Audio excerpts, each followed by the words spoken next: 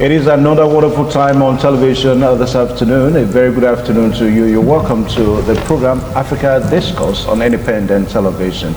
My name is always Evan Sunokuge.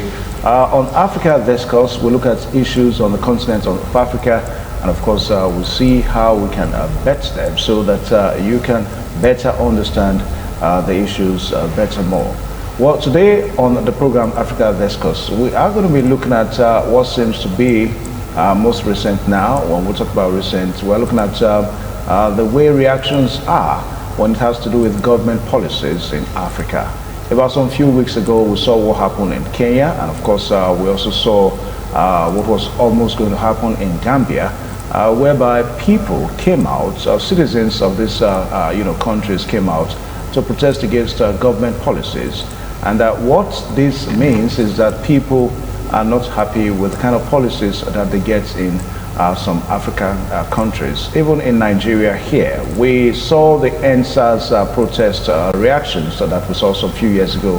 And of course, one thing that is so eminent now, talking about the planned hardship protest, which is may hold on the 1st of August 2024. All these are as a result of government policies that Africans are not just comfortable with. What are the reasons for these government policies? And of course, what are the reasons why people react to all these policies are going to be the issues that we're going to be looking at today. And how best can we ensure that these policies are not policies that people will begin to react with. Now, some people say that it is because these policies are not organic. In other words, it is because these policies do not emanate from the people. In other words, that there are representatives at various parliaments in these countries. They do not have input in these policies. Then, of course, the reaction that you get to see is that people go on the streets to counter and, of course, protest against these policies, like what we saw in Kenya, some few weeks ago. Well, just as usual, before we just go into the discussion, we have a guest here this afternoon who is a conflict resolution expert, Benjamin Oleneko. Okay, Benjamin, you're welcome to the program Africa Discourse. Thank you, Mr. Evans. It's good to be here. Okay. All right. So, as we also do too on this show, we get to look at major headlines that we follow so that you better understand what is happening right now, on the continent of Africa. Some of them are just breaking. Some may just have happened only some few hours ago. Well, our first one that we have here today, we've got DRC at least seven persons killed during a stampede at a music concert. That happened some few hours ago at the Democratic Republic of Congo, DRC, whereby 7 people were killed during a stampede at a music concert. Then also too, we go over to South Africa as headline 2 now, where we understand and we hear that the former South African president, talking about Jacob Zuma, faces expulsion from the African National Congress. I think that is one thing that a lot of persons have suspected. South Africa recently had to form a kind of a coalition government for them to have Cyril Ramaphosa to remain as the president. And one person that has remained a threat to Cyril Ramaphosa has been Jacob Zuma. So now that he faces an expulsion from the biggest political party in South Africa, talking about the African National Congress, I think that may put some form of respite in the minds of Cyril Ramaphosa. So South Africa's Jacob Zuma faces expulsion from ANC. That's headline 2. Then also for headline 3, we have clashes in Mali. And we're told that Tuareg rebels inflict losses on governments and mercenary. Big headline there on the headlines that we're following now. Clashes in Mali as Tuareg rebels inflict losses on governments and mercenary. Then let's move over to Libya, where we have some stories that will interest you. That has to do with flood. Now in Libya, 12 officials sentenced over last year's deadly flooding in Libya. I think that has to be something that we also need to, look inward, look about in Nigeria. The way reports of flood has also engulfed some major cities, some major states, in Nigeria. But we've not really had serious situations this year, except some previous years backward, whereby we had reports of flood, and that flood destroying hectares of farmland in Nigeria. So we pray that that does not happen this year, because of the way things are going. We cannot afford to lose those large hectares of unharvested farmland in Nigeria, like what happened some 2-3 years ago, whereby large expanse of rice farmlands were destroyed by flood. So in Libya, 12 officials are sentenced over last year's deadly flooding in Libya. Then let's go over to Tunisia now. For Tunisia's story this afternoon, we have a submission of documents by presidential hopeful starts in Tunisia. That has to do with Tunisia election. So those that are interested in the presidential election, there is submission of documents now by them, so that they can bring about their interest to bear as far as the election is concerned. In Tunisia, submission of documents by presidential hopeful starts. Then in Ethiopia, we understand that in Ethiopia, Ethiopia's central bank allows a currency to plunge in a bid to secure IMF loan. That's a big story that we are following at this time in Ethiopia. Ethiopia's central bank allows a currency to plunge in a bid to secure IMF loan. I think that is also somehow connected to what we're going to be talking about here this afternoon, because when we talk about these government policies, like what happened in Kenya recently, whereby there was an increase in interest rates, loan rates, and all that. So all this resulted into reactions by the Kenyans, and we also got to understand that most times these policies that governments of the day introduced in governance in Africa are not policies that emanate from the people. They are policies that are influenced by colonial masters, or by some people that have interest in African governments. So that's just the way it is as far as the explanation is concerned. All right, so one more time, I want to say welcome Benjamin to this program this afternoon. Now, we're looking at government policies in Africa. Most countries in Africa have different government policies, and most times we see the way when these policies are introduced, we see the way people react to them, and at times too we also see some form of counter reactions.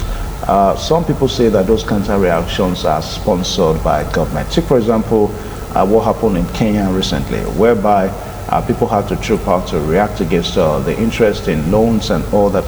And before we knew it, we also started seeing another counter reaction. It was a kind of two sides of a divide. Some in support of government, while some are not in support of government. Now, give us an insight. What is your impression about government policies in Africa? Let's start from there. To start with, government policy in Africa, they are alien to the people. In other words, they have foreign influence. They are not emanating from the people. Majority of the countries in Africa, they are operating democracy. I know democracy is the government of the people. So the policy are supposed to come from the people, with the people ensuring from the beginning that they are part of the policy. But the people are not being carried along. And as such, the government are being influenced by other people. When they get those influence from other people, what do you expect from the people? They are certainly going to resist this policy vehemently. And that's what you saw in Kenya. Okay. They were not carried along, so they resisted the policy. Because since they were not carried along, the policy is not going to benefit them. So that's the reason why you are seeing such happenings in Africa. Okay, so in other words, it is because these policies are not from the people. The people do not have contributions. So when these policies are being, conceived, that's Yes. why there are reactions. Yes. Okay. Now, we also saw that it was almost going to happen in Gambia, except the fact that the Gambian government quickly had to put a way of finding peace to that situation. And I think that is what almost going to what is almost going to be happening in Nigeria now, as we speak now. We're still, Trying to find a way out. But some persons have started protesting. Some individuals, I think, in their own way, for them, they perceive that the government may succeed in making people not to protest that day. So for them, they already there are some videos on the social media. There's a certain guy, that had the Nigerian flag, dressed up in Nigerian green and white color, waving his protest against hunger and all that. That is on one side. Now, let us look at it now. When we say that these policies that people react to are not from the people, of course, they are being introduced by some factors, some external factors. You have the colonial factor there. Yes. And of course, they also have some form of the monetary beneficiary factor, like, for example, the International Monetary Fund. That people say will not give you loans without meeting their interest and all that. Apart from that now, what do you really think that these external factors they tend to achieve? For them to have influence in the way that these policies, are introduced? What do they seek to achieve? One, they want to control the government. Now, colonial master, they cannot rule you directly now. The era of colonial master is over. So we live in democracy in Africa, majority of the country in Africa. So the only way they can control the government is by giving them loan and attaching condition to them. And believe me, these conditions, they are not going to be favorable to the people. Rather, they will be favorable to them because they are the one giving you the loan. So they give loans to the African leaders, give them condition at the detriment of the citizens. So he that pays the piper dictates the tunes. Yeah, when you say at the detriment of the citizen now, don't you think that our leaders also need to look inward? I mean, leaders are supposed to lead the people, even if whoever is giving you X, Y, Z amount of loan, is trying to add some conditions to it. As a leader, don't you think that you ought to know that, hey, these conditions are not going to be okay, by my people. It's not going to be, guarantee the interest of my people. Don't you think so? Now, that is where selfless service comes in. Majority of the leaders in Africa, they are greedy. They are not selfless. They are not after the people. Rather, they are after their own interest. So they don't mind selling out the country. So they just take these conditions. Whether this condition will be beneficial to the people, they don't mind. But in foreign countries, before they take such condition, take such loan, they will put into consideration what's at stake. But in Africa here, our leaders have failed to do that. That is why you see the country, they are in precarious situation. The World Bank, the IMF, they are not just going to give loan to you as Africa country without you meeting their condition. And those conditions, they are the detriment of the people, like as I said earlier. Yeah, but we must also situate it here that when you take a loan, you go to the IMF to take a loan as a nation, you must also know that you must pay back. Like what happened in Kenya, it was the case that even when the rates to the loan were increased, the Kenyan government came out to tell the people that, hey, we have to increase this rate so that we can quickly pay back. I mean, a situation whereby we take a loan from the IMF, that loan continue to span on, we cannot pay back, it's not going to do anything good to our economy. So don't you think the people also, they have a role to play in understanding that, okay, after all, the loan we're talking about now is not just that maybe the leaders take the loan and put it in their pockets. It's said to be for governmental development in these countries. So it's something that all of us all must contribute to paying that loan. Don't you think that the people also have a role in understanding all of all this? Yes, it is true. The people have a role to play. Now, the first question to ask, before taking this loan, did you consult with the people? And when the loan has been taken, what was the loan used for? What is the impact of the loan to the people? Now, they take loan. This loan, they don't impact the people. The people are not seeing the practical use of this loan. When you take loan and you itemize what you are going to do with the loan, and the people are seeing the impact of the loan, they may not, they will not react negatively because they have seen the impact. But in a situation where loans are taken and you spend it, it's not judicially spent, the people will react to it. And that's what is happening in Africa. Look at Nigeria, for example. The loans that they have been taking, what is the impact of the loan? There is no impact of the loan. We are not seeing it on the common man. The roads are still bad. The health sector is still in a pitiable situation. Light is not working, and the rest of them. And you keep on taking loan every day. The people are not seeing the impact of the loan.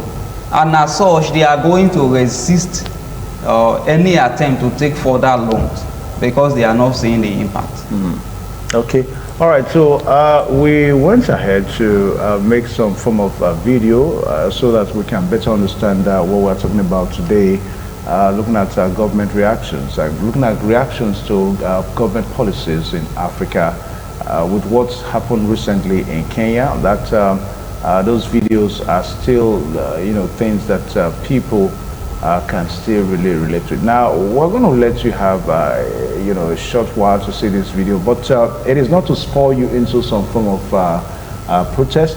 We are not doing that now. That's not what we are doing, because even as we are still talking about the protest in Nigeria, we try as much as possible to let people understand that even if you must protest, it has to be peaceful, it has to be civil.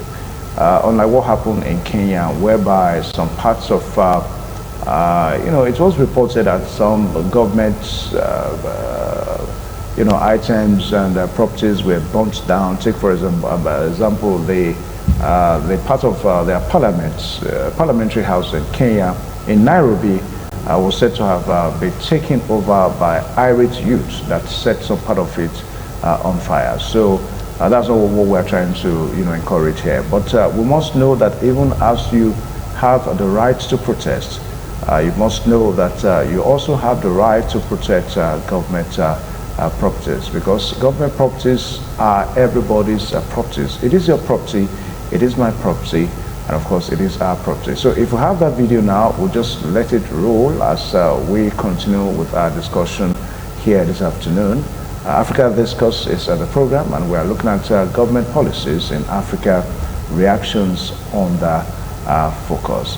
All right, so we still have our guest here, Benjamin Ogenekewo. We still have him here, Benjamin, a conflict resolution expert. Now, whether we like it or not, we must also learn how to resolve some of these issues ourselves. I mean, it is not all the time that we take to the street to protest against, these things, bearing in mind that most times the protest does not all go well, so to say. Now, are there alternatives now, if you like, to protest, to protest some of these government, policies? Are there alternative ways of reacting so that government will know that these policies are not friendly? Now, as a conflict resolution expert, we believe that violence should never be taken into consideration when resolving issues. So the government can dialogue with the people, negotiate with the people.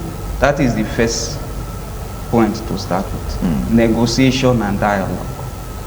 Now, call leaders, especially leaders of the youth, and dialogue with them.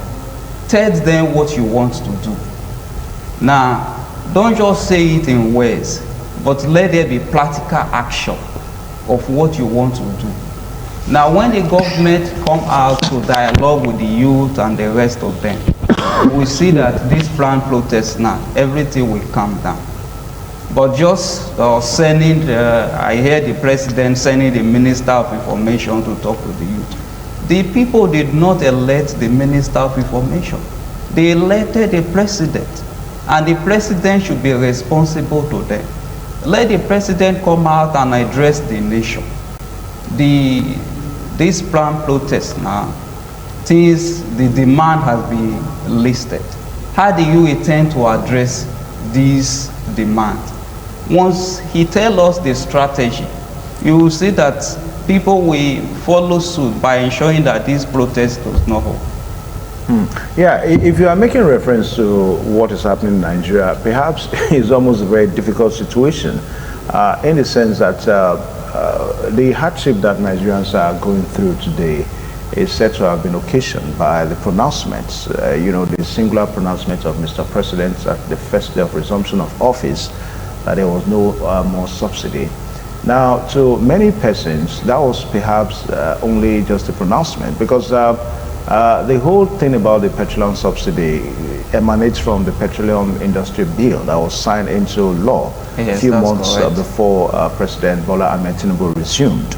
So for those people, whether the president made the announcement or not, that was not going to be what would have removed the subsidy, the petroleum subsidy. I mean, by June of this year, by June last year, the president came in May.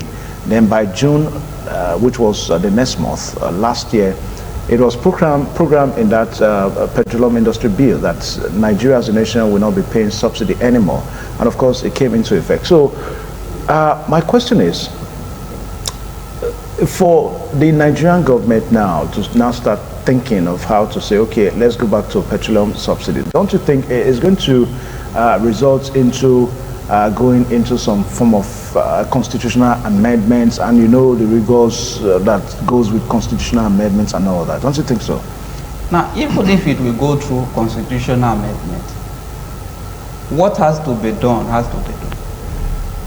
Because the people, they are the one who are in need. So if whatever it takes for the people to have good governance, the government should ensure that they do that.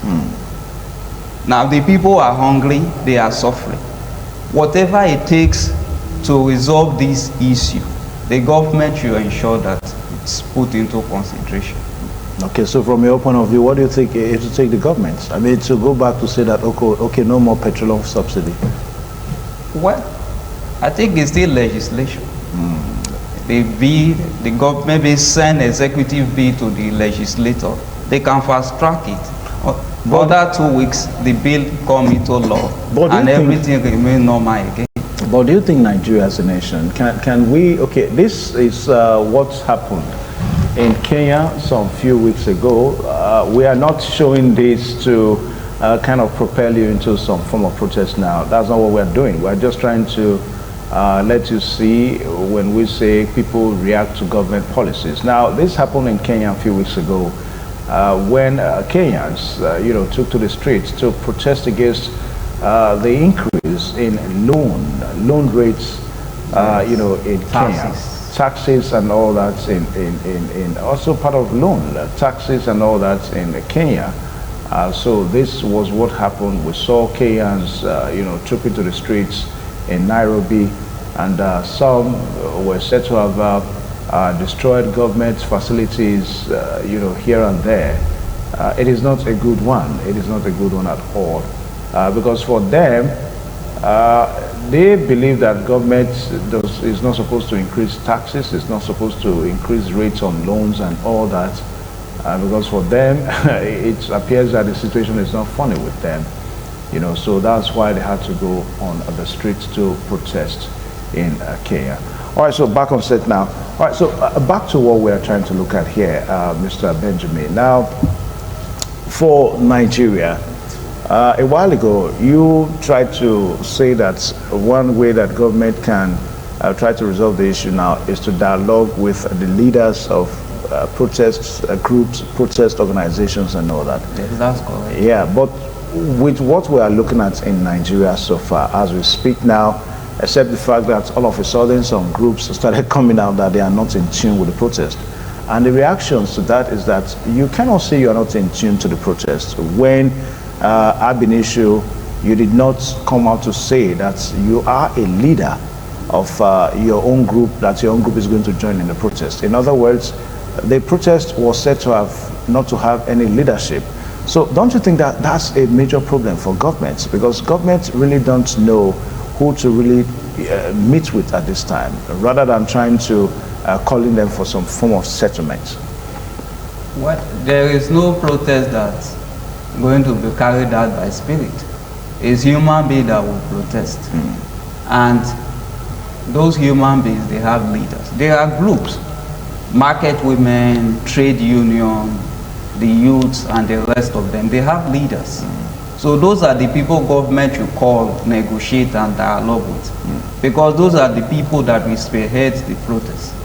I'm sure they have leaders. Okay.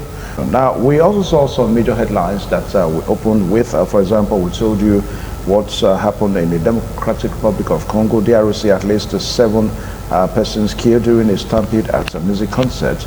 Then we also saw what happened in South Africa. South Africa's Zuma faces expulsion from the ANC. That's the embattled former president of South Africa, Jacob Zuma. Then also 2 clashes in Mali, where we read that Tuareg rebels inflict losses on governments and mercenary. That was in Mali. Then we also went to Libya to let you know that in Libya, 12 officials were sentenced over last year's deadly flooding. And that was where we warned that we should try as much as possible to help the authority in Nigeria here so that we don't have a similar situation of flooding, so that we don't have what recorded some few years ago, whereby some large expanse of farmlands were raised down by flooding in Nigeria. Then in Tunisia, we saw that submission of documents by presidential hopeful has started. Then we also read to you that in Ethiopia, the central bank allows a currency to plunge in a bid to secure the International Monetary Fund loan. That was also where we talked about the way African leaders go to the IMF to take these loans, and in a bid to pay these loans back, they begin to increase taxes in their countries. That was what happened in Kenya, and also increased interest rates on a loan, and that did not augur well with the ordinary Kenyan. So he had to go on protest. Now, Mr. Benjamin, now let's come down now and bring it down to the people.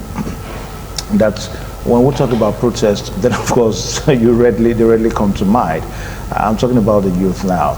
Yes. Because of course, if you see that video in Kenya, if you see it one more time, you see that almost every person there, Kenyans came out in their large number. Yes, 90% of them. Yeah, but 90% of people you saw, they were all youth. Now, you see that in protests in Africa, the youths are in the center stage of all this. But even at that, you still see that we still have a situation whereby, despite the fact that youth still clamor for good governance, then the youth also too, they polarize their interests. I mean, on the headline a while ago, we saw that the Minister of the FCT in Nigeria, Nyesom Wike, is trying to sponsor some youths to also do what we call the anti-hunger protest. In other words, if youths come out eventually on the 1st of August to protest, then of course we're also going to have some other youths that are going to counter them. So what is going on? Why do you think the youths cannot speak with one voice as it relates to an ideology of good governance that they always expect and talk about?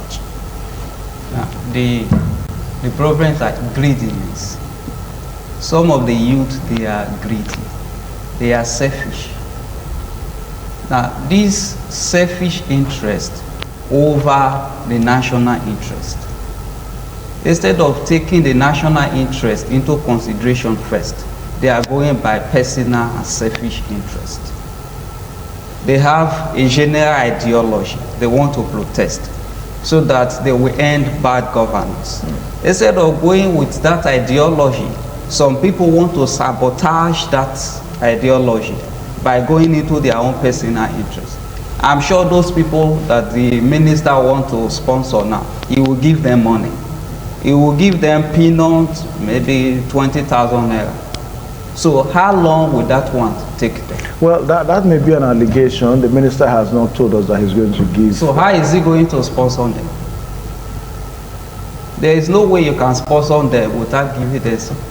He's going to sponsor them. Maybe we are not using the right words now when we say sponsor, because for an average viewer there, he may see that word ordinary, to mean something else. But what we are saying is that how come, despite that the youths most times in Africa, you find them talking about bad governance, they talk against it. The ideology most times is that our leaders most times are not helping in policies, provisions and all that, in governance and all that, as it impacts on the youth. But when it comes to time, whereby you expect the youths to react, then you find them being polarized. Their interests are divided. So, though you said that it's greed and all that, but don't you think the youths also understand better? Yes, naturally, they ought to understand better. But unfortunately, the case is different. The case is different. Instead of maybe they are selling their future just because of today, give them little something, and the next thing they have changed their ideology. I expected that by now people will not be taking bribe to vote, but you still find that in Nigeria. You give them little money, they will take that one and they will vote for the wrong person, and they will suffer for the next 4 years. That's what is happening. The youth, they are the life wire of the nation. They have the energy, they have the strength and the rest of them to do and undo. But because they have a divided attention, there is no unity. That's why we see we are in this situation.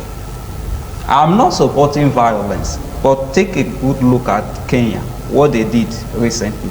The youth came out en masse to challenge that draconian policy by the government. In Nigeria, only God knows if we can do that. If we can do that, come out peacefully. We are in a democracy, and in democracy we have right to peaceful protest as long as there is no violence. Yeah, the youths have always come out peacefully most times in Nigeria. I mean, with the NSAS that we saw some few years ago, the youths coming out to accept the fact of what happened at Obalende in some parts of Lagos, whereby some youths were alleged to have been shot. Ordinarily, this would deter, the youths. Now, we've seen whereby government officials and their agencies giving conditions for those conditions should be met. That's what it means now before the youth can come out to protest. Imagine Nigerian police force, giving conditions and all that. So these are some of the concerns of the youth. Don't you think so? Yes, it's concerned, and it's unfortunate.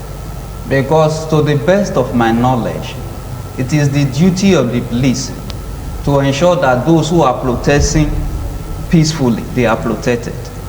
And ensure that the protest is not taken over by hoodlums. That's just their duty. But I'm surprised at the condition that the police are giving. It's unfortunate. It's unfortunate that they are giving those kind of conditions. Now, when you say the youths, you try to explain that greed and all that. So one would think that maybe the level of exposure, the level of education, the level of background of the youth that we are talking about now also matter. But we saw that NAS came out about yesterday to give their statements as against the backdrop of what they earlier said, that if the protest starts, that NAS won't have any reason not to join. But yesterday, NAS came out and they said that they are not going to be part of the protest. I mean, we're talking about a group of youths now that are in the they are educated. I mean, they are tertiary institution students. Yes. One would have thought that if there are any persons that are going to react against the policies, it should be this kind of people. So can we still say that we're probably having educated and greedy people in our society? Educated and greedy youths, is that what we're saying? Yes, you are not far from the truth. We have educated, greedy, and selfish individuals among the youth. Go to the different higher institutions in the country. You will see dilapidated infrastructure. Those are the things I expected them to protest against. Now, I'm supposed to be the forefront of these protests, but with what we saw yesterday is quite unfortunate. So if the youth are not there at the forefront, is it the grandmothers in the village? Are they the ones to fight for good governance? The youth are the ones supposed to be mobilizing for peaceful protests to change bad government. Yeah, when you say it's quite unfortunate, I think we'll have to also be careful with that, because NAS, if you go through some of the reasons that NAS gave, they have rights to also express their opinion, why they say that they don't want to join the protest. Now, some of the reasons are that as we speak now, one or two institutions is shut down. Take, for example, University of Benin is shut down. Yes. So what they are saying is that they are more concerned about issues like that rather than maybe trying to come out at the end of the day, one or two persons begin to blame them. So they have right to their own opinion. Oh. So it is not as if maybe NAS is saying that the protest is bad after all. I think we need to also look at it that way. Okay, look at Uniben is shut down presently. Why is it shut down? One, because of no light and the rest of them. And that is bad governance. And that is the demand of the people. They want good governance. And electricity is part of that demand. If there was constant light in that institution, there would no need for the school to be shut down. So that's what I was expecting the NANS to do. But come to look at it. When you say NANS, the people that came out, how many of them? How many? It's just a few individuals that came out and made a publication on behalf of. But that's the escrow. Can that be taken as the majority of the youths? That's not majority.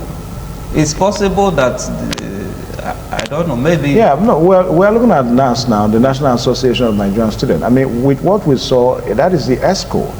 You cannot expect all the Nigerian students to come out and say. I mean, they have representatives that speak on their behalf. So if those representatives came out to say that this is their position about the protest, I think they're also trying to, I mean, that's what they have. Just like we have representatives in the National Assembly. Can you say that they are speaking on our behalf? The policy they are making in the National Assembly, are they reflecting the collective will of the people? Certainly not. So it's possible that the decision of the NANS is not a reflection of the majority of the students. It's possible it's just their own selfish interest. So that's the way you see it? That is my own opinion. Okay. All right, so to cap it off this afternoon, we've been talking about, government policies in Africa and, of course, reactions on the focus. So as we, talk about it, capping it off this, one more time, how can we begin to have a violence-free governance in Africa? Let's look at it that way. Well, it will begin from knowledge. Now, enlightenment. The people need to be enlightened. When you know your right and that right is violated, you will know how to defend it appropriately. In this part of the world, most of us, we don't know our rights. So even when our rights are violated, we don't know how to defend them. The government should enlighten the people to know their fundamental human rights. So that whether be security agency or individuals, nobody can just molest you like that. and go free. Yeah, the policies now, the policies that governments, most times introduce to the people, the people come out to say that they are not friendly by reacting to them. And of course, this cascade into violence most times. So how do we begin to ensure in Africa that we don't have the situation? Well, like as I said before, I don't support violence. Violence should never be taken into consideration. When there is conflict, dialogue, negotiation should always be the first thing to do. So whenever there is conflict of interest, government should negotiate with the people. Okay. Now negotiate with the people, know what they want, and let there be a balance. If there is a balance, they are good to go. That's it. Okay. All right. So I want to say a very big thank you to our guests on the show this afternoon, Benjamin Oleneke, for finding time to join us on this program. Thank you so much. Thank you, Mr. Evans. All right. Now. All right, so this is where we end the program today, Africa Discourse on Independent Television. So by this time next week, we're going to be in August. I don't know, maybe we would have protested, we would have returned. But all that matters most is that we must ensure that we have our nation, one Nigeria, and of course one continent, the African continent with us. We must salvage the continent, we must put our heads together to fight against issues that want to fight against the African continent. Until the same time next week, goodbye and God bless you.